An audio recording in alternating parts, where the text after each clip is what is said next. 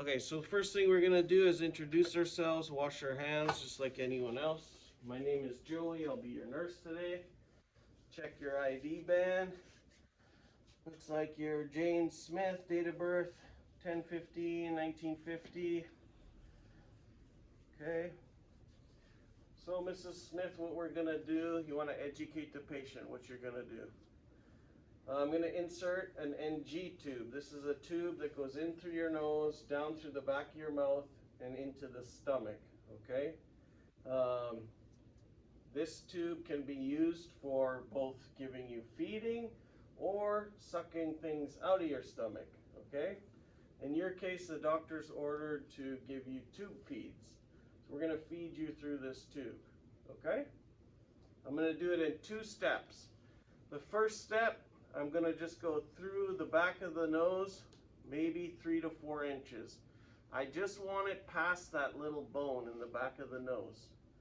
The second step, I'm going to work with the patient. I'm going to ask you to swallow when you feel that little tube hit the back of your throat.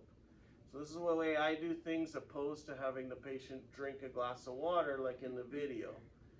My argument is when you drink that glass of water, you're at more risk for aspiration. So the key to a successful insertion is positioning.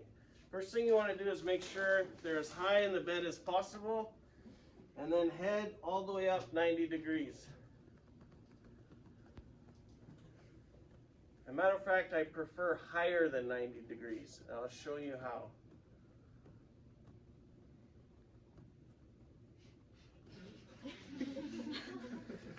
Okay, so that's like 90 degrees, but I even want it better. I want it like past 90. So something like that will give you more chance of successful insertion, okay? Now just to make sure I don't make a mess on our clean gown, I'm gonna put a towel here.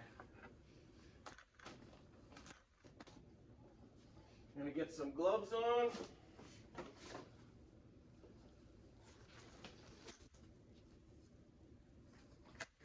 So the supplies that I have is an irrigation tray, lubricant, my Salem sump tube, I have a Lopez valve, and my one-way valve for my air hole, which is the blue one. So first thing I got to do is measure it. This is not a sterile procedure because the gut is not sterile, okay? So you start at the tip where you're going to insert at the nose. Go to the tragus of the ear. That's that little, right by the ear hole. Tragus of the ear or ear hole, doesn't matter, okay? Go to the ear hole, down to the throat, and then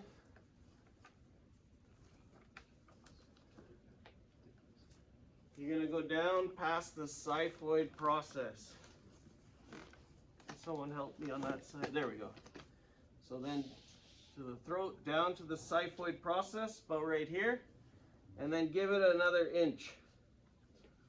So I'm gonna, and then take note of the marking. So it's 60, okay? At 60 is when I'm gonna stop. So, I'm ready to go, I have it measured. Now, most hospitals, when you get an NG tube, fresh out of the package, it will already have the one-way valve intact. Here at the university, we bought them separate. So that's where the one-way valve goes. Okay, that's to allow air to go into the stomach. We don't use it for anything else. I got my measurement, it's 60. Got my lubricant. You can ask the patient which nostril they breathe out better. From my experience, most don't know. So just pick a nostril. For some reason, I like to go to the nostril opposite the side that I'm on. And then I encourage the patient to keep their chin down. Chin down closes the airway. Chin up opens the airway. CPR, we want chin up. NG, you want chin down, okay? All right, Mrs. Smith, we're gonna do this in 2 steps. first step, I'm just going to go in about 3 to 4 inches, just till it's almost at the back of your throat, okay? It's going to be a little uncomfortable. You don't want to go straight up, all right? We're not going to the brain. And the hole is actually like just right there. Okay, so some people will go up and they're like, it's not going, you know, because there's no hole there. You're just hitting the nose tissue. So it's more like this. All right, so I went in about 3 inches or so. All right, Mrs. Smith, that's the first part. Now the second part, I'm going to slowly insert it. When you feel it hit the back of your throat, I want you to swallow, okay? So as I slowly insert it, I see her little Adam's apple swallow. That's when I kind of pick up the pace. So it's like this. You ready? 1, 2, 3. She swallows, and then I see it, and I go, swallow, keep swallowing. That's good. Keep going. Good job. Check my mark. I was at 50 there. 60. Okay? I'm good. Now, some signs you're in the wrong hole. She'd be coughing.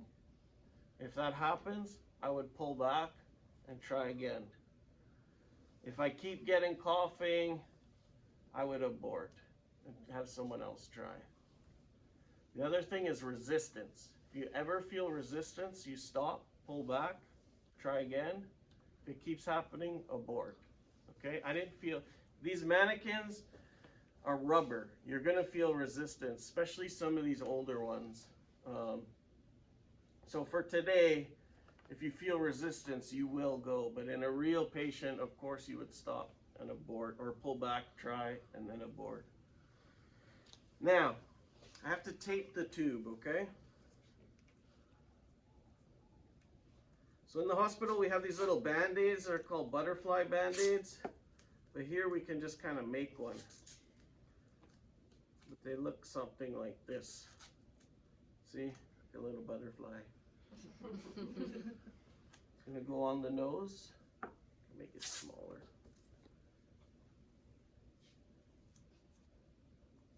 And then this part would attach to the tube. Like that. Okay? Of course I would make it more secure, but I don't want to have problems taking it off after. So my tube is secure. And remember that tube I said that comes with a fresh one? Just take it off. We rarely use these anymore. Until I get my x-ray, I could plug it like this. Okay? So I got it plugged. I get my x-ray. They snap the x-ray. It confirms it's in the right place. So now I can give food, right, as ordered. Now when I do that, I'm going to use this 3-way valve called the Lopez valve, okay? I'm going to take that air hole off, connect my Lopez valve. I can turn it off like this. I'm going to come on this side.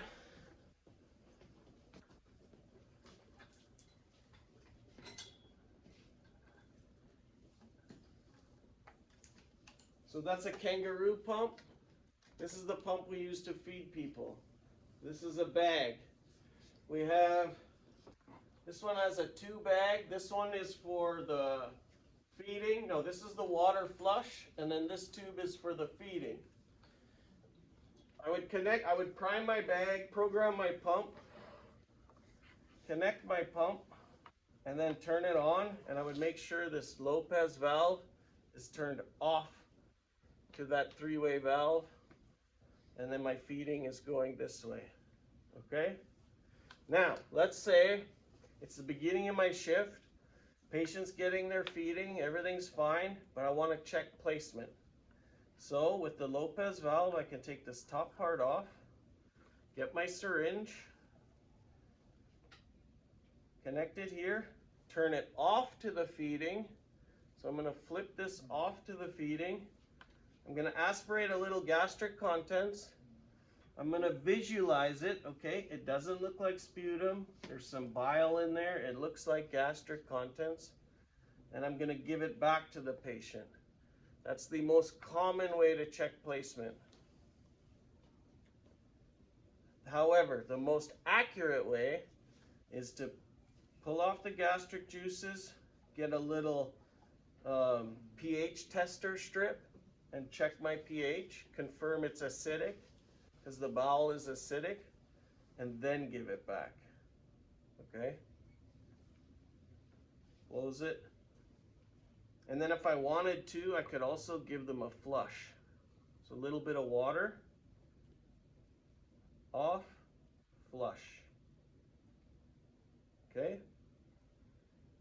Now, if I was to give a medication, I'm going to show you how I would do it through this tube.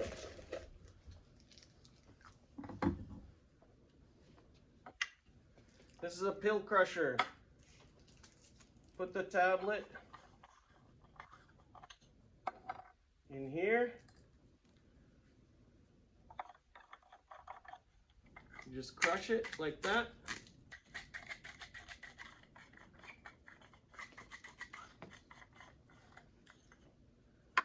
Pour the powder into a little med cup. Get a little bit of water to dilute it. I'm going to stir that around, let that dilute.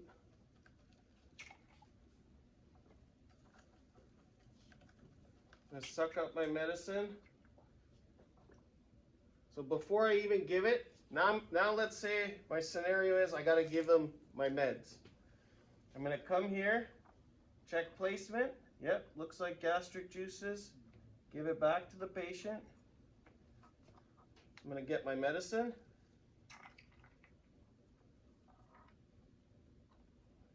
I'm going to slowly insert it. Notice after I insert the med, I clamp it off. If I just pop this off with it open, it's just going to spill out. Now I'm going to get some flush. I'm going to flush the tube. And then off. See how I did that? Okay. Now, last scenario. Let's say the doctor changed his mind and for whatever reason, now they want the patient to be to suction, okay? So now this orange part, so first thing I'm going to do is turn it off here. I don't want to make a mess. Put this little cap back on. I'm going to pop off the orange part. Took the orange part off. So I'm no longer using my feeding.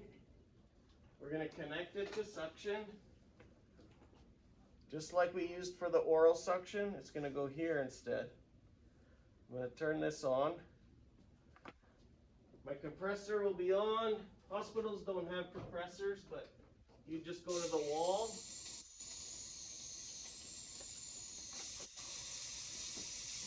You see it coming back?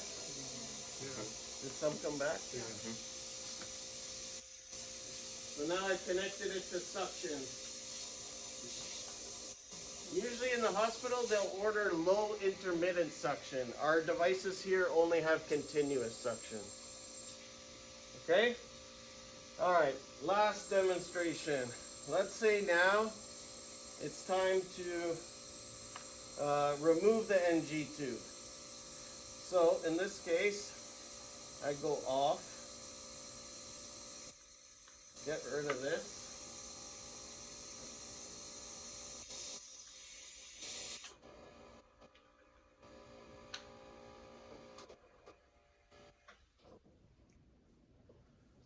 I get a towel.